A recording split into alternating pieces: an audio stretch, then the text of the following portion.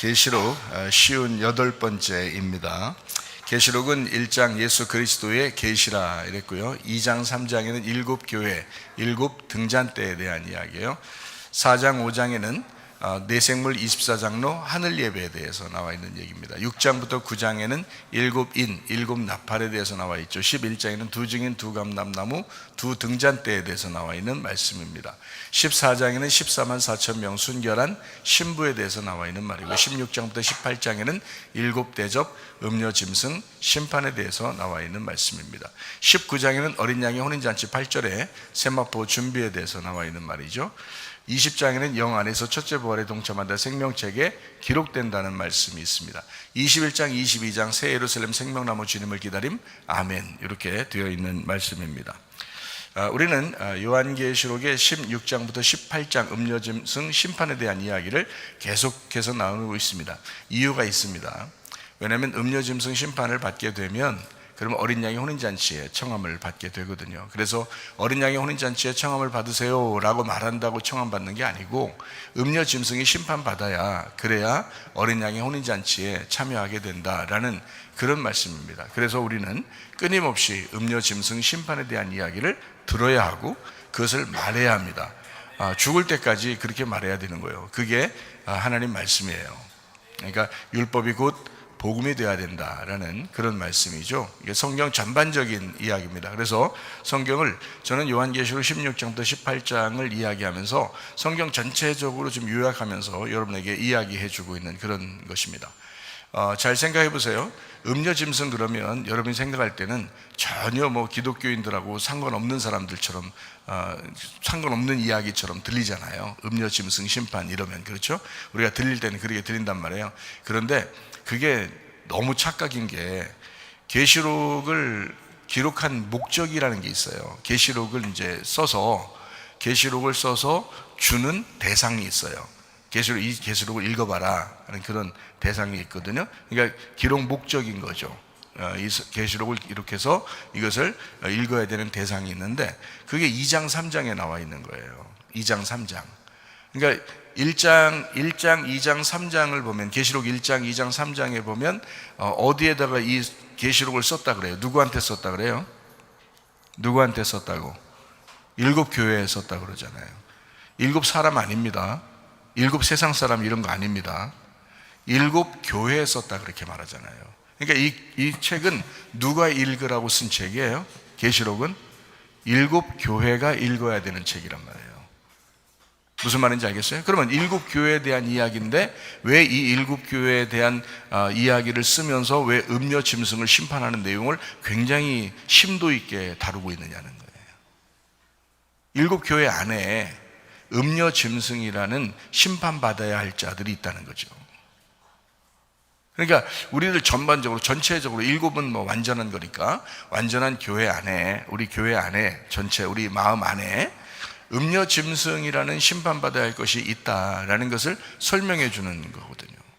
그래서 성경에 기록된, 계시록을 기록한 목적을 우리가 잊어버리고 성경을 보게 되면 음료 짐승은 다른 나라 사람 얘기, 어느 다른 얘기 이렇게 생각을 할 수 있는데, 그게 아니고 바로 나에게 이야기하는 것이다 라는 것을 분명히 알아야 된다는 거죠.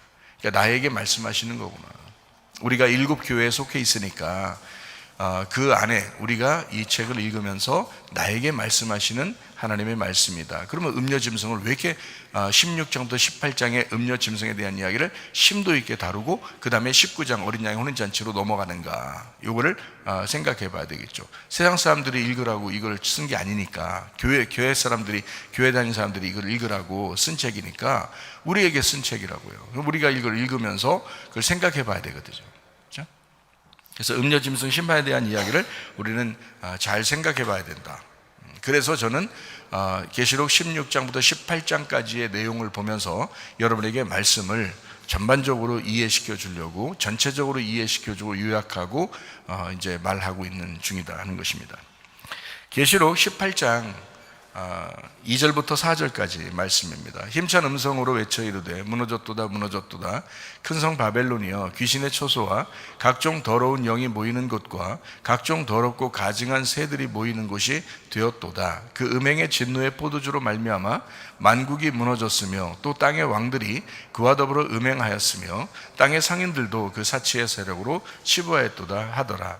또 내가 들으니 하늘로부터 다른 음성이 나서 이르되 내 백성아, 내 백성이 거기 있었다는 거죠. 거기서 나와 그의 죄에 참여하지 말고 그가 받을 재앙들을 받지 말아라 라고 말씀을 했습니다. 저는 여러분에게 요한복음 1장과 이제 비교해서 이 이야기를 했습니다. 그러니까 요한복음 1장의 요약은 뭐라고요? 말씀, 생명, 빛, 진리, 어린 양 이렇게 된다겠죠. 그래서 말씀의 반대가 육체, 그러면 생명의 반대가 사망이고요. 빛의 반대가 이제 어둠입니다. 그리고 진리의 반대가 거짓이고요. 그리고 어린 양의 반대가 짐승입니다. 이것이 이제 거짓 선지자 또는 짐승 뭐 이런 것들이 다 요한계시록에 나오잖아요. 그러니까 똑같은 얘기예요. 그러니까 이걸 반대로 설명하기 위해서 나온 것이다라고 보면 이해가 되는 것입니다. 그러니까 말씀, 생명, 빛, 진리, 어린 양 요거의 반대를 이제 계시록에서 음녀 짐승으로 설명을 하고 있는 거거든요. 그러면 그거를 우리가 이제 생각해 보면 성경 전체적으로 처음부터 하늘과 땅이 하나예요. 창조할 때부터, 그죠? 하늘과 땅이 하나라고요. 그런데 이 하늘과 땅이 하나인데 땅이 어두워졌다고요. 그래서 빛이 왔다 이렇게 말을 해요. 그래서 빛을 땅을 다시 새롭게 만들었다라는 거거든요. 그러니까 땅이 어두워져서 땅을 이제 새롭게 만들었다. 이게 이제 창조의 시작이에요. 그게 첫째 날이란 말입니다. 창세기 1장에. 그러면 생각해봐요.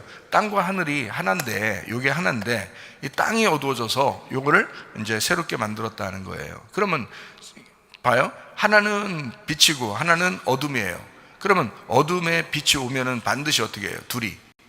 어둠에 빛이 오면 이제 둘이 어떻게 되겠어요? 충돌을 하겠죠. 그죠? 어둠에 빛이 왔으니까 충돌이 일어난단 말이에요. 그럼 누가 이기겠어요? 빛이 이기죠. 반드시 빛이 이기게 돼 있어요. 그래서 충돌이 일어나면 땅은 좋아지는 거고요.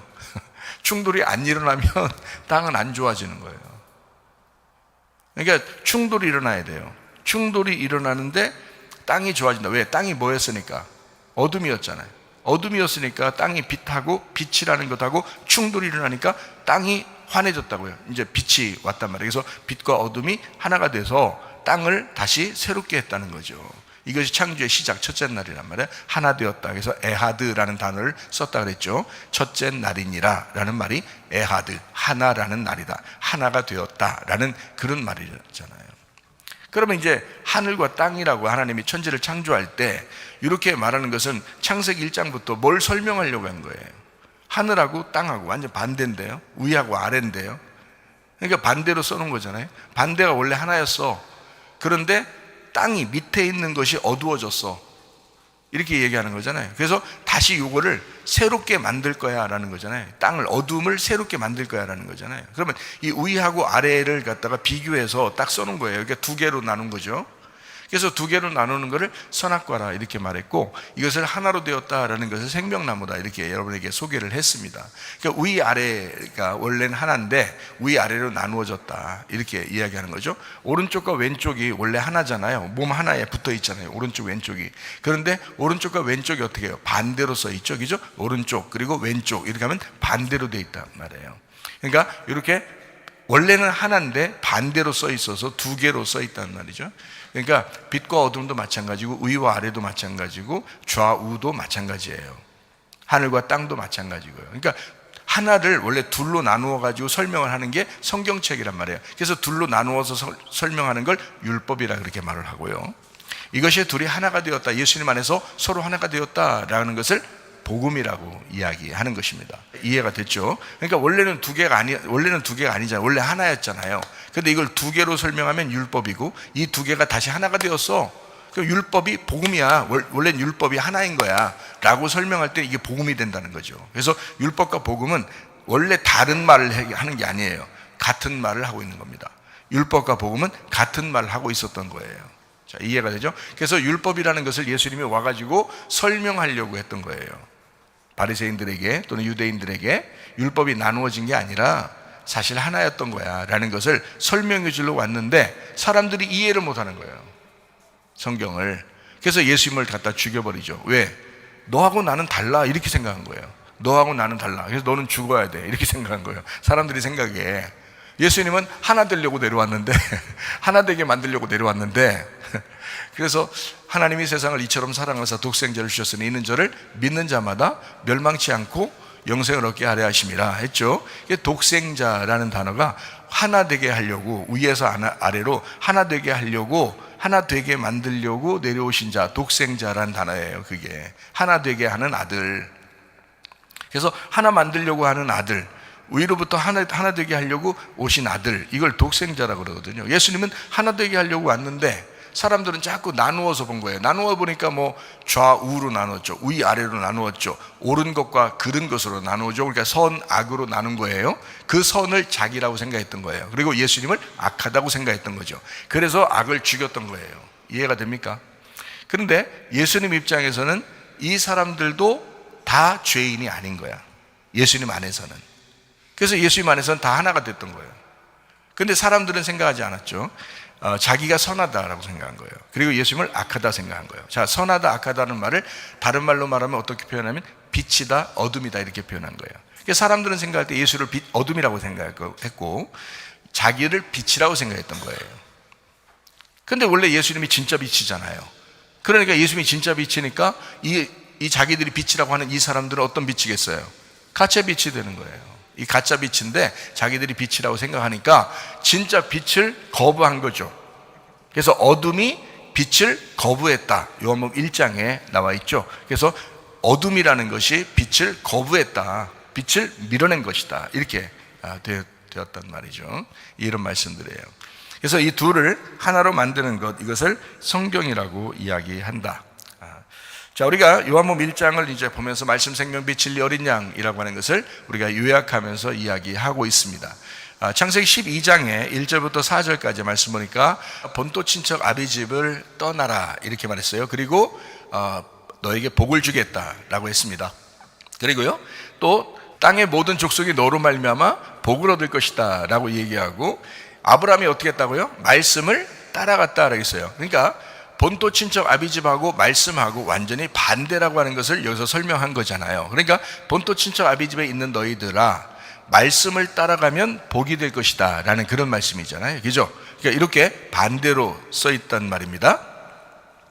자, 원죄가 있고 자범죄가 있다고 했어요. 원죄는 뭐라고요? 예수님 모르고 짓는 죄를 원죄라고 그렇게 말하고요. 또 자범죄는 자기가 예수 알면서도, 교회 다니면서도 짓는 죄들을 다 자범죄라고 그랬습니다. 그러나 예수님께서는 원죄와 자범죄를 다 용서하셨다. 그것을 전제하고 예수를 믿고 사는 사람들을 그리스도인이다 라고 표현을 하는 것입니다.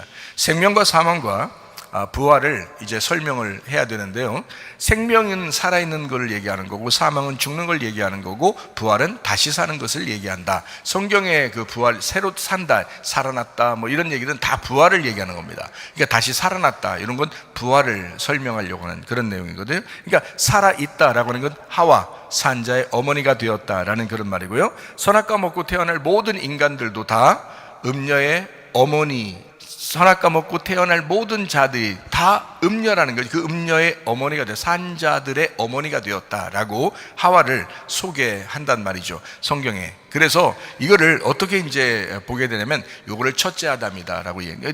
여러분, 이거 잘 처음 듣는 사람들은요 이상하게 들리거든요, 이 말이. 그러니까 왜냐하면 하와를 너무 좋아하니까, 하와를 너무 좋아하다 보니까 모든 산자의 어머니가 좋은 단어 같이 느껴지잖아요. 그러니까 성경을, 그러니까 한쪽 면만 봐서 그래요. 성경을 전체적으로 보면 어때요?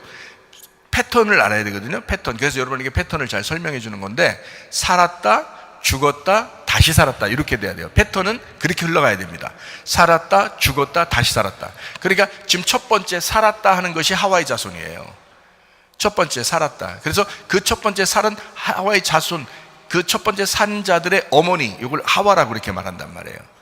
다시 산 자의 어머니가 아니고 살아있는 자의 어머니, 이런 걸 표현하려고 했던 거예요. 제가 여러분에게 얘기하는 거 이해 가시죠? 그죠? 그래서 하와의 자손이다 우리가 얘기할 때는 좋은 의미가 아니라 너 살아있다, 지금 세상의 모든 사람들을 다 얘기하는 겁니다. 세상의 모든 사람들은, 인류는 다 하와의 자손으로 태어나게 돼 있어요. 하와의 자손으로. 그러니까 산자의 자손으로 태어났다. 이거를 첫째 아담이라고 이야기합니다. 근데 거듭났다, 다시 태어났다 하면 이걸 둘째 아담이다 라고 이야기해요. 그래서 둘째 아담이 되려면 어떻게 되냐, 첫째 아담으로 태어난 사람들은 반드시 율법으로 얻어맞아야 돼요. 그래서 율법이라는 말씀으로 얻어맞아. 이건 복음으로 얻어맞는 게 아닙니다. 여러분 잘 들으세요. 복음으로 얻어맞는 게 아니고 율법으로 얻어맞아 죽으면 그게 복음이 되는 거예요. 그래서 이게 복음을 사람들은 막 복음이야, 내가 말하는 게 복음이야 하면서 복음을 얘기한다고 막 너희들 예수 믿으면 총가, 예수 믿으면 다 이런 좋은 얘기만 한단 말이에요. 뭐 잘 될 거야, 복 받을 거야 막 이렇게 하면요, 이거는 지금 율법과 복음을 잘 이해를 못해서 그런 거예요. 그 말이 율법이라는 것으로 우리는 얻어맞는 게 죽는 거거든요. 근데 복음으로는 얻어맞는 게 아니에요. 복음은 우리에게 복을 내려주시는 거고 축복을 하는 거고 생명을 주는 거고 구원하는 거예요. 은혜를 베푸는 거고, 그게 복음이란 말이에요. 그러면 복음이 언제 왔느냐, 복음을 새로 생겨서, 복음이 새로 생겨서 왔느냐, 그런 말이 아니고 율법이 완성되면 복음이 된다는 거지. 율법이 완성되면 그걸 복음이라고 얘기한다는 거예요. 그래서 복음을 새로 받는 게 아니라 율법이 끝나야 복음을 받은 거란 말이에요. 그래서 율법 안에서 완전히 얻어맞아 죽으면 복음이 된다는 뜻이지, 복음이 새로 오는 게 아니란 말이에요. 그래서 복음과 율법은 같은 데서 오는 거란 말이죠. 같은 데서. 자, 여러분 여기까지 다 이해가 가시죠? 그래서 거듭나야 둘째 아담이 된다. 이것은 율법으로 얻어맞아 죽은 자만 복음의 예수를 만나서 부활하게 된다라는 그런 말씀입니다. 창세기 1장 1절에 보면 태초에 하나님이 천지를 창조하셨다라고 되어 있습니다. 하늘과 땅이 함께 하나다라는 그런 말이고요. 이게 베레시트 바라 엘로임 에트 하샤마임 에트 하에레츠라고 되어 있는데 이게 7개의 단어로 되어 있습니다. 베레시트가 먼저 나오고요. 그 다음에 바라 엘로힘, 그리고 에트 하샤마임, 에트 하에레츠, 이렇게 7개로 되어 있어요. 1장 1절에요. 7번 나옵니다. 창세기 1장에는 토브라고 하는 아주 좋다, 아주 잘됐다, 보시기에 좋았더라 라는 말이 7번 나옵니다. 토브라는 히브리 단어가 7개가 나옵니다. 마찬가지로요, 베레시트가 시초를 얘기하고 그리고 우두머리를 얘기합니다. 이것이 마지막, 이제 처음 시초, 머리가 된 것이 마지막 방주로 이것이 완성이 돼야 된다라는 그런 의미를 베레시트. 그래서 여러분에게 설명을 했죠. 이게 로시라는 우두머리, 머리로 시작돼서 테바라고 하는 방주, 상자로 끝나야 된다. 이것이 베레시트, 이렇게 이야기하는 거다. 에트라는 말도 마찬가지예요. 에트라는 말이 그리고라는 말인데 에라는 말하고 트예요. 에라는 말은 하나님을 얘기하고 트라고 하는 것이 마지막 십자가를 얘기합니다. 그러니까 하나님의 십자가, 이것이 에트, 하나님의 십자가를 통해서 앞에 있는 것과 뒤에 있는 것을 연결시키는, 그리고, 그래서 하늘과 땅이 하나다. 하늘 그리고 땅이라는 말은 두 개가 있는 게 아니라 하늘이 땅이고 땅이 하늘이야 라는 말이에요. 그리고라는 말은 대등한 접속사란 말입니다. 자, 이해가 되겠죠? 창세기 1장 24절 25절에 보니까 땅은 생물 그 종류대로 가축을 내라, 짐승 종류대로 내라, 그렇게 하면서 또 짐승 종류대로, 가축 종류대로 만드신 하나님이 보시기에 좋았더라. 이게 네페시하야라고 했습니다. 네페시하야라고 하는 것은 생물을 얘기합니다. 생물. 이게 짐승이라고 하는 여기 단어를, 여기 짐승이라는 단어가 나오는데 그 짐승이 하이라는 단어를 썼어요. 하이, 하야, 하바라는 단어예요. 이 말은 어떤 단어하고 똑같은 단어냐면 하와라는 단어하고 똑같은 단어입니다. 그러니까 여러분, 우리가 생각할 때 성경을 잘못 오해하게 되면 그냥 읽는 대로 우리가 생각을 하게 된다. 그러나 그것은 아니다라는 그런 말입니다. 창세기 1장 26절 27절의 말씀을 보니까 하나님의 형상대로 한 남자와 한 여자를 창조하시고 다스리게 했다. 그래서 껍질이 안 깨지니까 속에 하나님 말씀이 안 나오게 된다라는 말입니다. 형상은 껍질을 얘기하는 거고 속에 생기가 하나님의 말씀이다라는 겁니다. 말씀이 나오려면 껍질이라는 형상이 깨져야 된다라는 것을 이야기해요. 사람들은 형상 그러면 이것도 굉장히 좋은 생각만 한단 말이죠. 단어가 좋잖아요. 형상, 그러니까 좋은 것. 근데 이게 원래 이 형상이라는 단어가 우상이라는 단어거든요. 째렘이라고 해가지고 이게요, 닮았다는 의미인데 우상이라는 단어도 이 째렘으로 씁니다. 그러니까 성경적으로 이 째렘이라는 이 단어, 형상이라는 말은 우상이라는 단어와 같은 겁니다. 그러니까 사람들이 하나님의 형상대로 살아야 되는데 잘못하면 우상으로 살게 된다는 그런 얘기예요. 그러니까 속에 생기가 우리에게 활동하지 않으면 그러면 우상이 되어버린다는 거예요. 이해가 되겠죠? 그러니까 하나님의 형상대로 여러분과 제가 살아야지 우상으로 살면 안 되겠습니다. 창세기 1장 28절 말씀해 보니까요, 모두 다 복수로 썼습니다. 생육하고 번성하고 충만하고 정복하고 다스려라, 이렇게 말을 하죠. 창세기 2장 7절 말씀이요, 이게요, 땅에서 이제 흙을 가지고 사람을 만드셨다. 아파르 민 아다마라고 되어 있습니다. 아다마라는 게 땅이고요, 아파르라는 게 티끌 먼지라는 단어예요. 그래서 티끌 먼지로 너희들을 만들었다, 인간을 만들었다라고 했습니다. 그게 티끌 먼지로 만드는데 그게 하나님의 형상으로 이렇게 만드는 거죠. 창세기 2장 7절의 내용에는 이게 이제 네샤마 하이라고 해서요, 이게 생기라고 그러고요, 네페시 하야 또 나옵니다. 이것이 생명이 되었다, 이렇게 이야기를 해요. 그러니까 생기와 생명에 대한 이야기가 나와요. 네샤마 하이 그리고 네페시 하이 이렇게 나와 있거든요. 이게 가만히 생각하면 창세기 1장 24절 25절에 나와 있는 생물이 살아있는 혼이다 라고 하는 그 생물이라는 단어를 바로 그렇게 네페시 하야라고 썼단 말이죠. 그러니까 역시 생명이 되었다, 인간을 만들고 하나님은 우리를 생명을 만들었다라고 하는 그것도 역시 생물이라는 말하고 같이 쓰고 있다, 이렇게 이야기하는 것이죠. 자, 성경을 정확하게 보면 좀 이해가 되죠. 창세기 3장 20절의 말씀 보니까 하와 모든 산자의 어머니가 되었다, 살아있다. 이게 이 산자라고 하는 게요, 이 하와가 하바고 이게 산자라는 것이 하이라는 단어예요. 그러니까 아까 우린 창세기 1장에서 짐승을 뭐라고 했다고요? 하이라고 했다고요. 그러니까 하이라는 이 히브리 말을 사용했는데 이 모든 산자, 요 짐승들의 어머니가 되었다, 이렇게 다 바꾸어 말하면 어떡할 거예요? 그러니까 이게 같은 단어를 썼는데 어떡할 거냐고요. 그러니까 하와라고 하는 것은 살아있는데 짐승의 어머니가 되었다, 이렇게 표현할 수 있다는 얘기거든요. 그러니까 히브리 말은 그림 글자이기 때문에 여러 의미를 가지고 있어요. 여러 의미를 담고 있다고요. 그러니까 이 의미를 제대로 알지 못하면 창세기부터 요한계시록까지 요약이 안 돼요, 사람들이. 그러니까 자기가 생각하는 대로 그냥 성경을 본다고요. 그러면 안 된다. 그래서 제가 여러분에게 정확하게 설명을 해주려고 하는 것이다 라는 그런 얘기고, 창세기 7장 21절 말씀해 보니까 모든 생물, 여기에 콜, 이게 바사르, 모든이 콜이고요, 그리고 바사르가 육체입니다. 모든 생물, 모든 산자를 의미합니다. 창세기 7장 22절 말씀하니까 생명의 기운에 숨이 있는 모든 육체가 죽었다라고 했어요. 그러니까 모든 산자가 하와의 자손으로 태어나서 다 살고 있었는데 창세기 7장 21절 22절의 말씀에 다 죽었더라, 이렇게 되어 있는 거예요. 그러니까 제가 말한 것이 여러분 하와가 처음에 얘기할 때하고 똑같잖아요. 하와 처음에 얘기할 때 어때요? 이 산자는 부활이 아니기 때문에 죽어야 된다라고 여러분에게 설명했는데 이것이 창세기 7장에 다 죽었더라고 나오잖아요. 그러니까 이게 성경을 전체적으로 보면 성경을 이게 오류가 없이, 오해 없이 봐야 된다는 말이죠. 우리 생각대로만 보는 게 아니라. 그렇죠? 그래서 창세기 7장을 우리가 보면서 하나님은 모든 산자를 죽이는 것이 목적이었구나 라는 것을 알게 되죠. 그 죽이는 것이 다시 부활시키는 것이었다라고 우리는 아는 거죠. 그래서 하와는 인류의 시작을 말하고 홍수를 통해서 인류가 심판을 받습니다. 죽음과 부활을 경험하게 해서 방주에 들어가게 만들어요. 방주는 무덤과 같죠, 이렇게. 거기에 들어갔다 나오게 되고, 그래서 다시 이제 인류가 시작되는데 노아를 통해서 인류가 새롭게 재시작이 된다라는 것을 볼 수 있습니다. 그리고 이제 예수가 죽어요. 그리고 모든 것이 끝나요. 자, 모든 앞에 있던 모든 그림자적인 내용들이 다 예수의 죽음을 통해서 끝난다. 그리고 예수님이 다시 부활하죠. 다시 부활하는 것을 새 시작이다, 새 마음을 갖는다, 새 사람이 되었다, 새 예루살렘이 되었다라고 말씀을 하는 것입니다. 그러니까 절대적으로 교회에 나온 사람들은요, 죽음을 맞이해야 합니다. 첫째 아담은 반드시 죽음을 맞이해야 돼요. 죽어야 회개하고 그 십자가를 지고 그 구원을 받아야, 그래야 둘째 아담과 함께 부활에 동참하고 다시 살아난 인생을 살아가게 된다. 이것을 교회라고 하는 것입니다. 그러니까 교회는 반드시 구원과 교회 생활이 절대적이다. 구원을 먼저 받아야 된다. 구원 어떻게 받는다고요? 구원이 뭐 있다고요?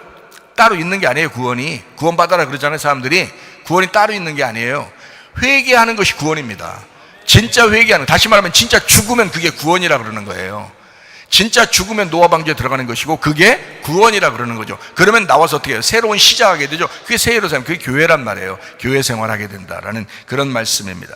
창세기 3장 20절 말씀, 하와의 후손, 이게 하와의 후손으로 사람들 다 산자가 되었다. 이게 모든 산자의 어머니 하와, 하바, 하이, 하야라는 그런 단어예요. 창세기 7장 21절, 22절 말씀에 살아있는 자는 천국 못 가니까, 죽은 자가 부활해서 가는 곳이 천국이니까 살아있는 자들은 모두 죽었더라 라는, 생명 있는 자들은 모두 죽었더라 라는 것이 거기에 말씀입니다.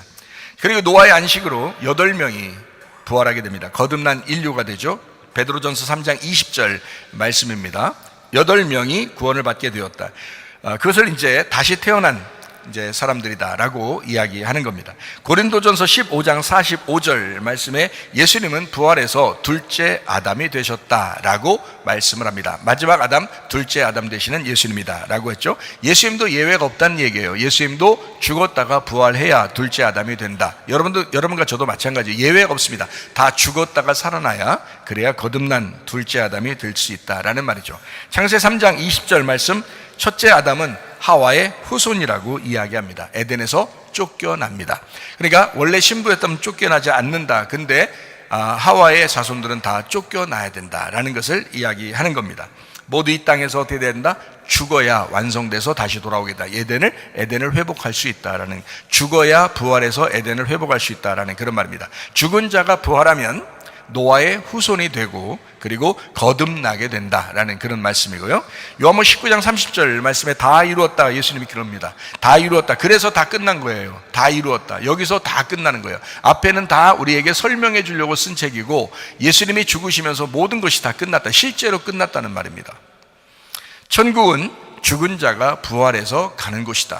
그냥 살아있는 자가 가는 곳이 아니다. 여러분 자신들을 잘 점검해야 합니다. 첫째 아담은 이 세상에 던져진 그대로 살아가게 되는 사람, 이거를 첫째 아담이라고 이야기하는 것이고, 우리는 생기를 받았어요. 말씀이라는 생기입니다. 말씀이 생기고, 생기가 말씀이에요.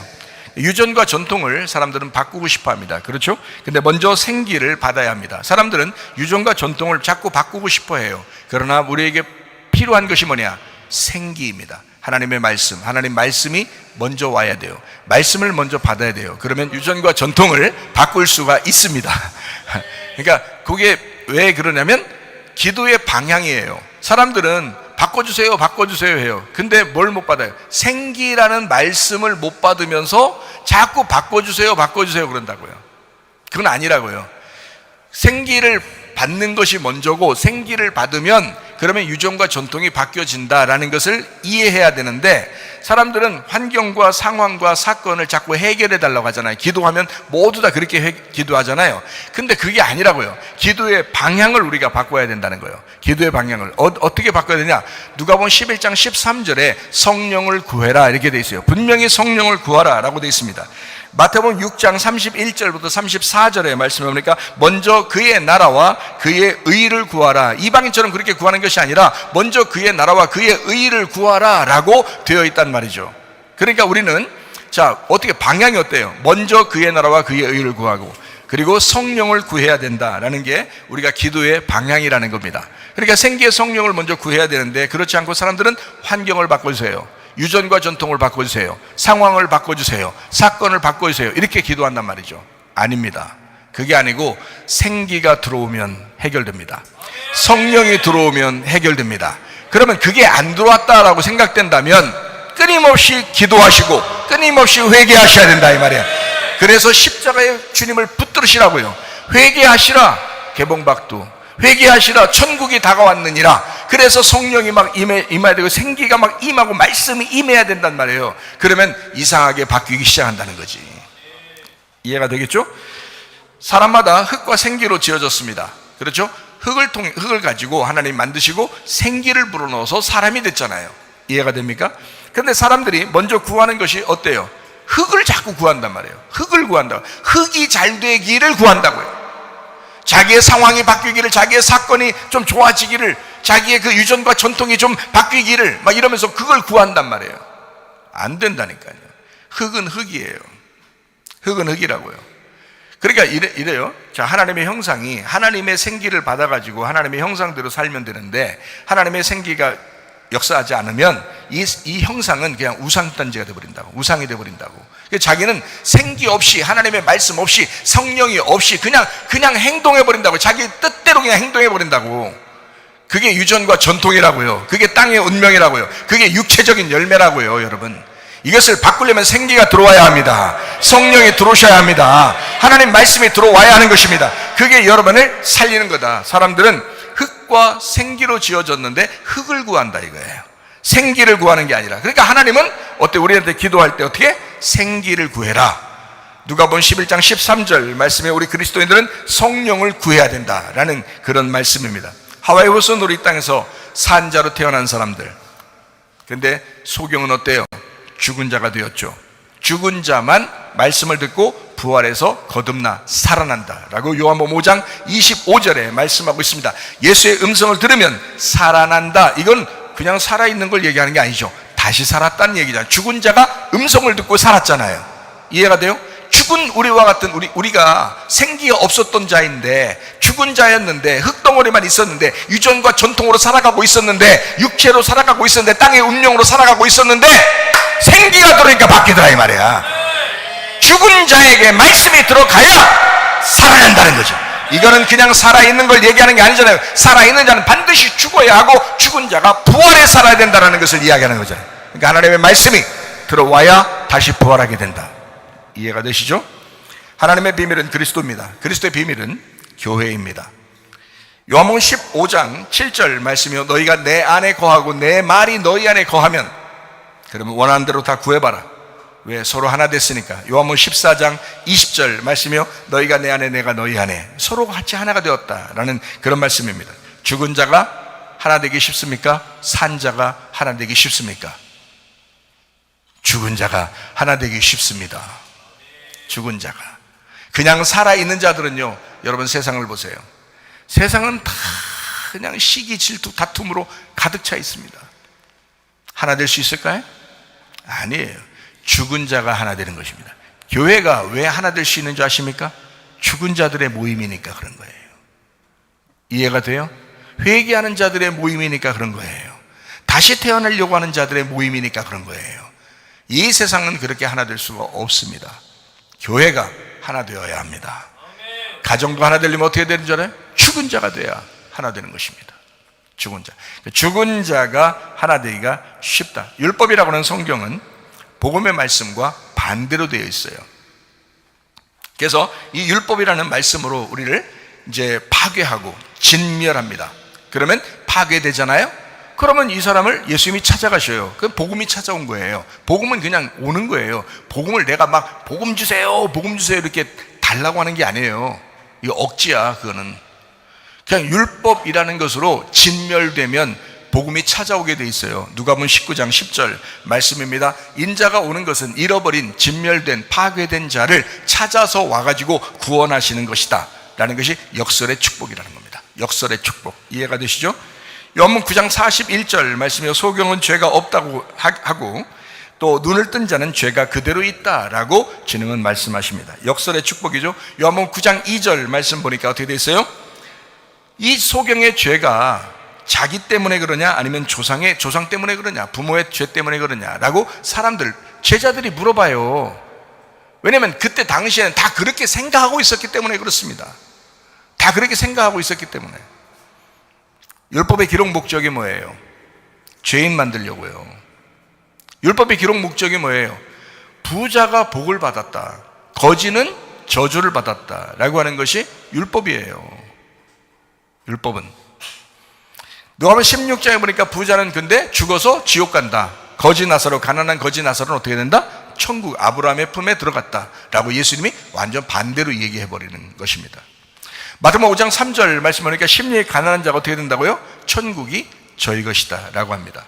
자, 어떻게 성경이 어떻게 되어 있다? 창세기 3장 24절 말씀, 생명나무의 길을 가로막고 있다. 두루 도는 불칼이 생명나무 길을 가로막고 있다. 두루 도는 하파크, 반대로 도는 이란 단어라 했죠. 여러분에게 불칼이라는 심판이 생명나무의 길을 막고 있다. 그러니까 율법이라는 것이 반대로 돌고 있어서 이게 생명나무라는 예수님을 잘 이해하지 못하게 해놨다, 성경은.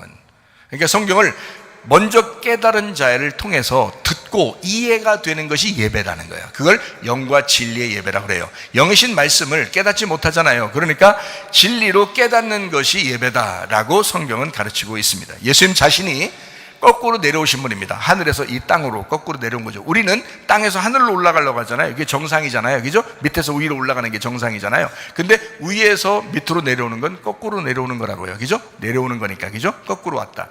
우리가 밑에서 위로 올라가는 건 정상이다. 그래서 정상을 올라가잖아요. 정상. 그래서 사람들 산에 갈 때마다 정상 가려고 그러잖아요. 자꾸. 그죠? 정상 올라가는 정상이죠. 위로 올라가려는데 예수님은 위에서 아래로 거꾸로 내려오신 분이다. 율법을 그대로 믿고 있었던 사울이라는 사람이 있었습니다. 사울. 이 사람은 믿는 그리스도인들을 막 죽입니다. 율법을 그대로 믿고 있었기 때문에 그렇습니다. 그리고 계속 죽이러 다닙니다. 왜냐하면 율법을 그대로 믿고 있었기 때문에 그래요. 왜냐하면 부자는 축복받고 거지는 지옥 가야 된다라고 믿는 게 율법이라고 그랬잖아요. 그죠? 소경은 저주받은 것이고, 그리고 눈 뜬 사람은 축복받은 것이다 라고 생각하는 게 율법이라고 그랬잖아요.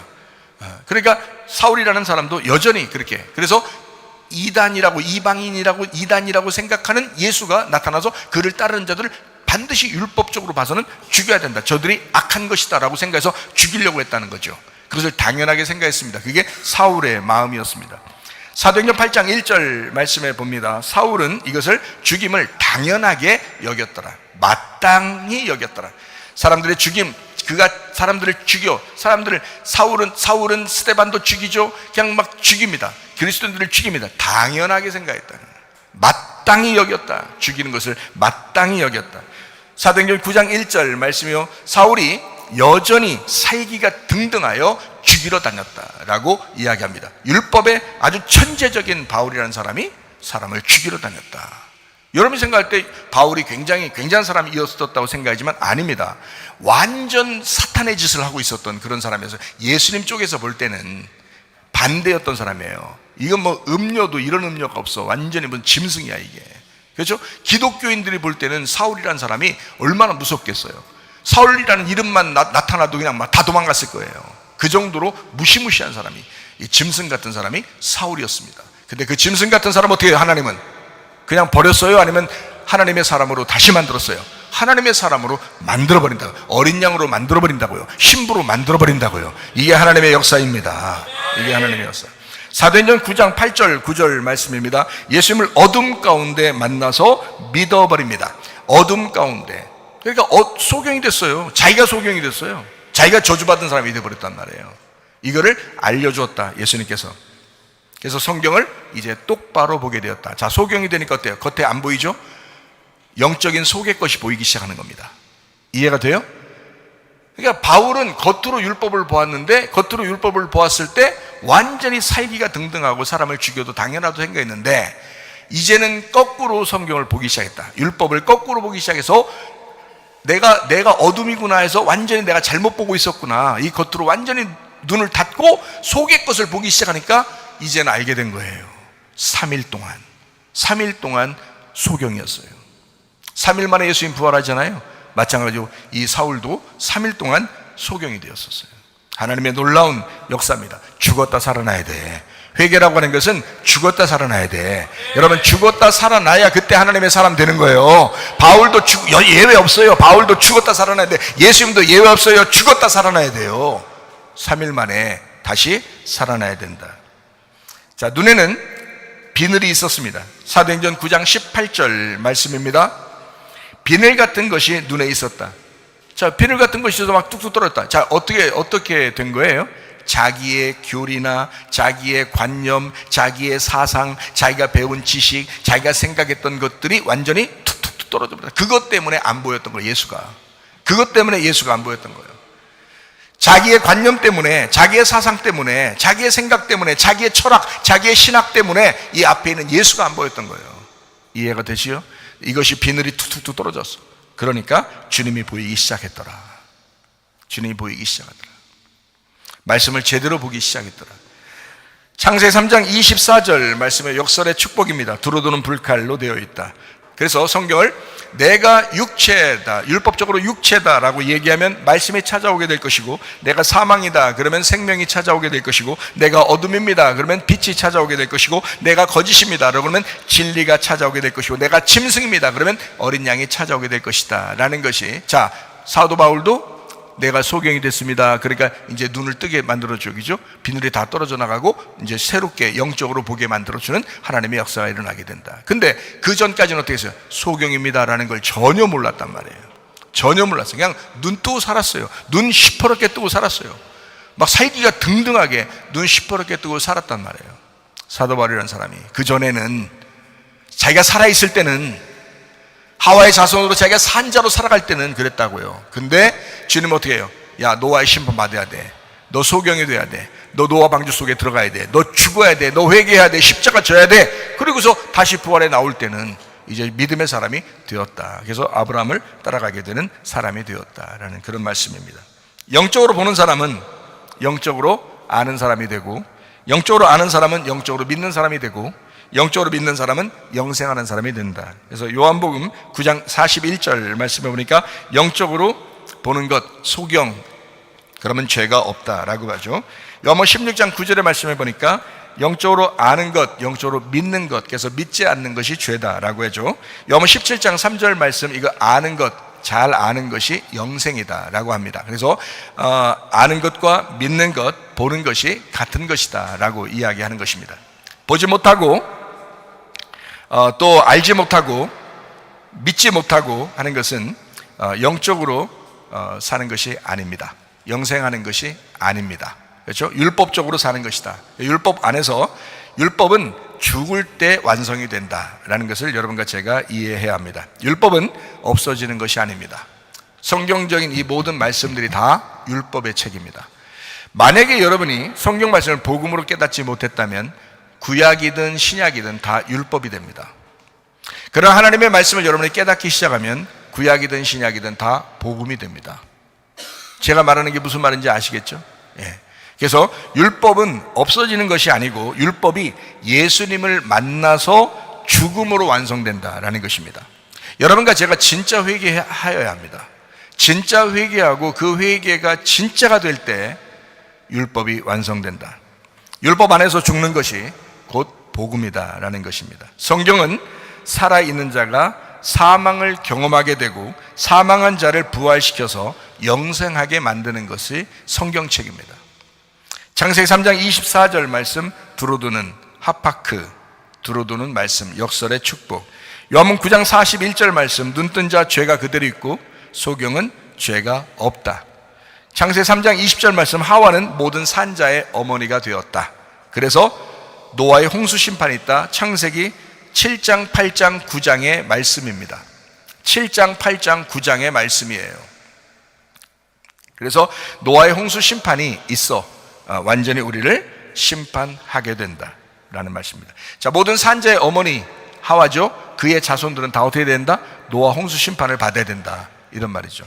그래서 창세기 7장, 8장, 9장의 말씀은 우리를 심판하시는 말씀이다. 그리고 다시 인류가 새롭게 시작되어야 된다는 것을 말하고 있는 것이다 라는 그런 말씀입니다. 자, 땅의 운명으로 태어납니다. 육체 삶을 살아갑니다. 본토 친척 아비 집에서 살아갑니다. 이게 뭐라고요? 누구 자손이라고요? 하와의 자손이라고요. 하와의 자손, 이것을 첫째 아담이라고 그런다고요. 수고하고 무거운 짐을 지고 자기를 세워나갑니다. 하와의 자손들은 다 그렇게 살아갑니다. 수고하고 무거운 짐을 지면서 자신을 세워나가는. 근데 이 사람들은 한 번은 반드시 죽어야 끝납니다. 한 번은 반드시 죽어야 끝나요. 여러분, 한 번 반드시 죽은 적이 있었는가? 그런 회개가 여러분 속에 있었는가? 진짜 한 번 반드시 죽은 적이 있었는가? 노아의 자손은 둘째 아담입니다. 안식 안에서 교회를 세워나가는 것입니다. 교회를 세우는 사람들, 자기를 세우는 게 아니라 교회를 세우려고 하는 사람들이에요. 어떻게 하면 교회가 더 유익할까? 내가 유익한 게 아니라 교회가 어떻게 하면 더 유익할까라고 생각하는 사람들, 이게 바로 노아의 후손입니다. 하와의 후손은 반드시 자기를 세우는 사람이에요. 자기의 유익을 위해서 기도하고, 자기의 유익을 위해서 예배하고, 자기의 유익을 위해서 자기 뜻대로 살아가는 사람들, 힘을 쓰고 수고하는 사람들, 자기를 세우려고 하는 사람들. 그러나 노아의 후손은 교회를 세우는 사람들입니다. 교회의 유익을 위해 살아가는 사람들입니다. 이 사람들이 노아의 후손입니다. 그래서 하와의 후손들은 반드시 심판받고 죽어서 부활하고 그리고 거듭난 사람들이 되는 노아의 후손들이 교회를 세워나가는 것입니다. 머리는 꼬리가 되고 꼬리는 머리가 되어야 합니다. 성경은 꼬리가 머리가 된다고 주장합니다. 이것이 성경입니다. 먼저 된 자 나중 되고 나중 된 자 먼저 된다. 시작은 끝이 되고 끝은 시작이 된다. 자, 완전히 다 역설적인 이야기예요. 먼저 오신 분이 모세 율법이고 나중에 오신 분이 예수 복음이다. 선악과를 먼저 먹어야 하고 생명나무는 나중에 먹어야 된다. 창세기에 선악과가 나오고 요한계시록에 생명나무가 나온다. 정말 성경이 너무너무 알차죠. 너무너무 정확하죠. 여러분, 성경에 불뱀이 먼저 나오죠. 그 사람을 죽이고 그러잖아요. 그 다음에 노뱀, 구리뱀이 나와서 사람을 살리기 시작하고 구원하기 시작합니다. 십자가 죽음을 경험해야 부활의 예수님을 만나게 됩니다. 그렇죠? 정확한 얘기잖아요. 율법을 만나서 심판받은 자가 복음을 만나 구원을 받게 된다. 그래서 구원을 주세요, 복음을 주세요가 아니라 율법 안에서 죽으면 복음이 되고 구원이 오는 거죠. 이해가 되시죠?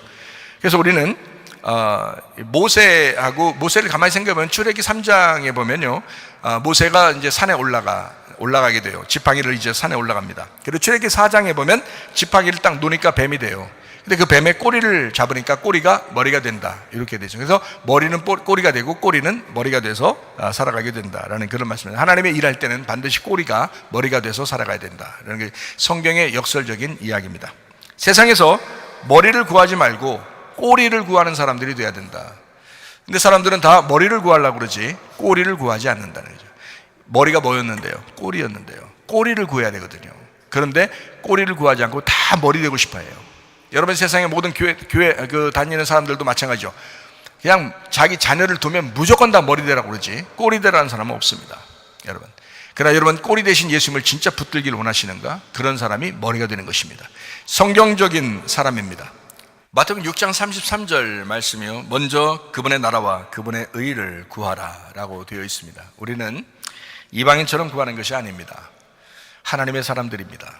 그러니까 먼저 그의 나라와 그의 의를 구하는, 교회의 유익을 위해서, 하나님의 유익을 위해서 살아가는 사람들이 되어야 된다. 나의 유익을 위해 살아가는 사람들이 아니다.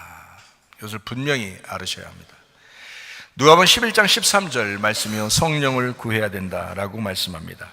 죽음이 와야 마무리가 됩니다. 성령이 오면, 그 빛이 찾아오면 어둠은 사라지게 됩니다. 그 어둠은 죽음이 찾아온 거예요. 죽음이 오면 완성됩니다. 죽음이 곧 부활입니다. 어둠이 끝장나는 날이 그의 빛이 되는 날이에요. 창세기 3장 20절 말씀, 하와는 모든 산자의 어머니가 되었다라고 했습니다. 산자는 어떻게 된다고요? 반드시 죽어야 된다. 하와의 자손은 선악과 먹고 사는 자들이다. 땅의 운명으로 본토 친척 아비집 육체를 따라 사는 사람, 첫째 아담과 같다. 그래서 수고하고 노력해서 자기를 세우는 자들, 이것을 하와의 후손이라고 말한다라는 것입니다. 반드시 어떻게 된다? 무너져야 된다. 그래서 마태복음 7장에 보면 모래 위에 세운 집이다라고 해요. 그러니까 제가 여러분에게 말하는 것은, 성경에 자, 모래 위에 세운 집, 반석 위에 세운 집, 이게 어디에 있는 것 같아요? 모래 위에 세운 집하고 반석 위에 세운 집이 어디에 있는 것 같아요?